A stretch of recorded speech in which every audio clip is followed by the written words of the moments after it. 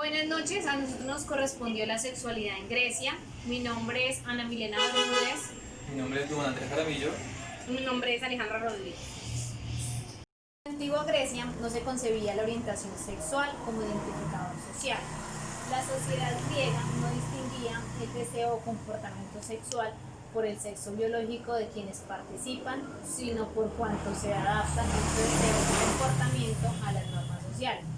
Esas normas sociales se basan en género, la edad y el estatus social. Gran parte de la mitología griega gira en torno a la sexualidad de sus dioses y héroes. Así, por ejemplo, la violencia sexual del arrogante Zeus, quien en varias historias viola a diosas y mortales. Para los griegos, la relación entre un hombre y un muchacho constituía un vínculo puro y perfecto. El adulto, conocido como el erasta, no solo perseguía al muchacho, que él era el enómeno, con ardor e insistencia. Si conseguía llamar la atención de este, él le instruye con regalos y además hacia los quehaceres de la ciudadanía. A cambio, el erasta adquiere derechos sexuales sobre el erómeno. En la antigua Grecia, uno no se casaba por amor. Las uniones existían. Un hombre y una mujer perseguían intereses políticos y económicos. En este sentido, el marido no tenía demasiadas obligaciones con su esposa. Por tanto, él podía acostarse con quien quisiera. La única verdadera prohibición era vincularse con una mujer casada. Esta prohibición no pretendía salvaguardar el honor de la mujer casada, sino del esposo de esta, al que se consideraba su dueño. En cuanto a la prostitución, tanto como femenina y masculina, era legal en la antigua Grecia. Quienes se dedicaban al trabajo sexual debían pagar una cuota mensual al Estado. La pedofilia también era una práctica extendida. Además, existían afrodisíacos destinados a potenciar la virilidad masculina durante la vejez. La práctica sexual se manejaba de manera libre y sin ninguna vergüenza. También hablamos de que la sexualidad para ellos, el término como tal se manejaba como un placer infinito. Les voy a hablar sobre la sociedad monoica. En esta sociedad es una de las primeras culturas griegas. Allí se gozaba de la celebración o la invocación que se le hacía a la Madre Tierra.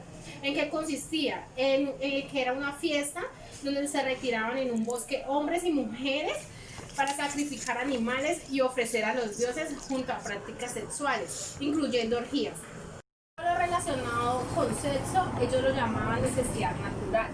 Hablamos del siglo IV y del siglo V, que hay dos clases de prostitutas.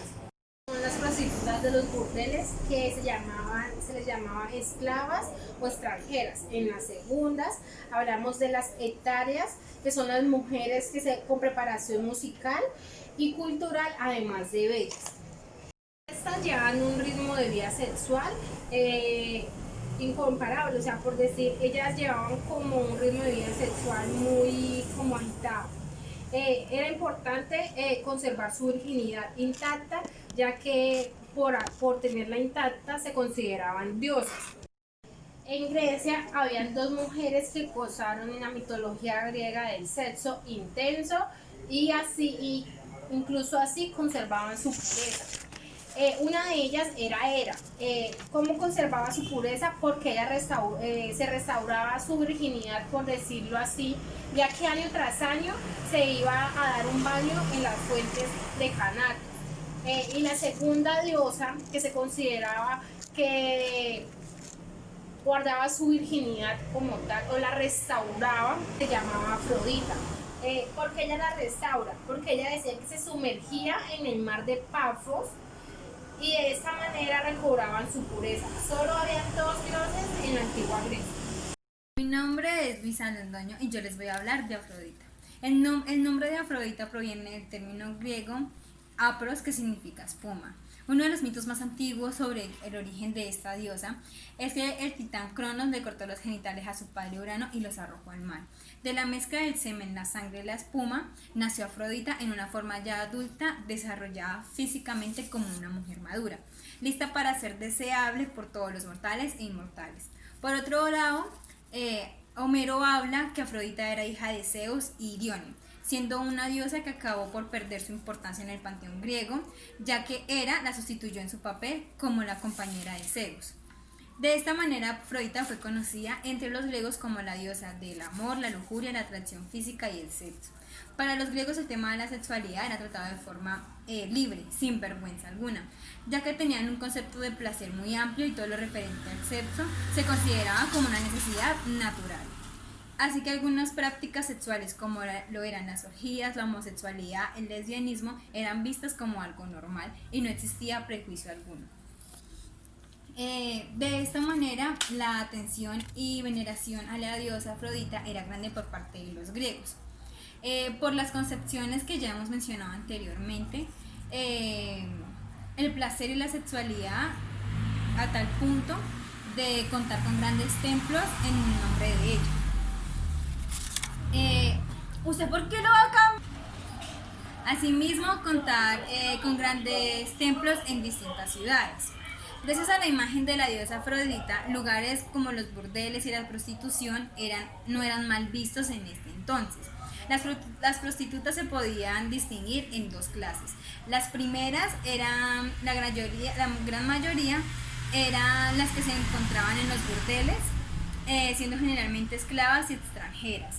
Y el segundo grupo como tal eran las conocidas como hetairas, mujeres con gran preparación cultural y musical. Además de ser hermosas físicamente con unos atributos muy bien marcados, no solo satisfacían las necesidades sexuales, sino que también ofrecían un servicio de acompañamiento y tocaban instrumentos musicales. Ya como tal, estas siendo bien vistas ante los ojos de la sociedad, o bueno, en ese entonces en Grecia, dándoles así un alto estatus social. La prostitución masculina en la antigua Grecia era denominada como la palabra pornois para definir a los prostitutos. Estos prostitutos estaban dirigidos hacia la clientela femenina. Sin embargo, la gran mayoría de esos prostitutos eran para los clientes hombres adultos. A diferencia de la prostitución femenina, en donde las mujeres contenían diferentes y variables edades, la prostitución masculina solamente eran jóvenes adolescentes. Estos jóvenes eran juzgados deseables físicamente ante la pubertad, ya que estos jóvenes hasta la llegada de la barba eran deseados por los griegos, puesto que a ellos les daba totalmente asco de manera general la vellosidad en los muchachos. Un punto importante es que, al contrario de la prostitución femenina, en donde esta era llena de críticas, en la prostitución masculina carecía de estas visualizaciones o carecía de ser objeto de burlas o de críticas. Ya que la relación sexual homosexual era abarcada más por los hombres adultos y los adolescentes jóvenes, eso se terminaría llamando como pederastia. La pederastia surgió como una tradición aristocrática de manera educativa y de formación moral, y fue idealizada por los griegos en la época arcaica, en la que una relación contenía a un joven, el cual se le terminó llamando erómeno, que se traducía como amado, y por otra parte el adulto mayor, que se le terminó llamando erastes, que significaba amante. La pederastia en la antigua Grecia tenía un concepto muy distinto al que nosotros vemos en la actualidad. La pederastia en la antigüedad no era entre adultos mayores y niños, sino era entre adolescentes jóvenes que rondaban los 15 a 18 años, junto con adultos mayores que ya eran de 30 años en adelante.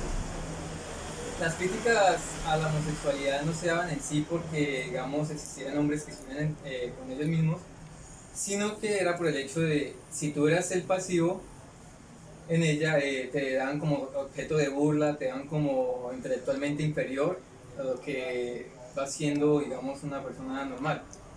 Entonces esto da la lógica de que el joven, al ser inexperto, es el que tiene que dar sus servicios sexuales al adulto mayor, ya que él es el activo y él es el que aporta la experiencia y las enseñanzas a este joven. No, la homosexualidad, así digamos, la pederastia no era muy aprobada en toda Grecia. Había excepciones como Atenas, en los que aquí, digamos, se daban presentes como regalos a los jóvenes, y si estos eran descubiertos recibiendo dinero, eran castigados por sus familiares. También se daba como en Ionias, en los que aquí se tenían que ya formar como una pareja establecida. El punto clave de por qué la homosexualidad estaba más adentrada entre los adultos mayores y los adolescentes jóvenes es porque uno, la belleza era muy alabada en la antigua Grecia, sobre todo también la masculina, ya que un joven esbelto, bien cultivado, era un cuerpo sinónimo de perfección.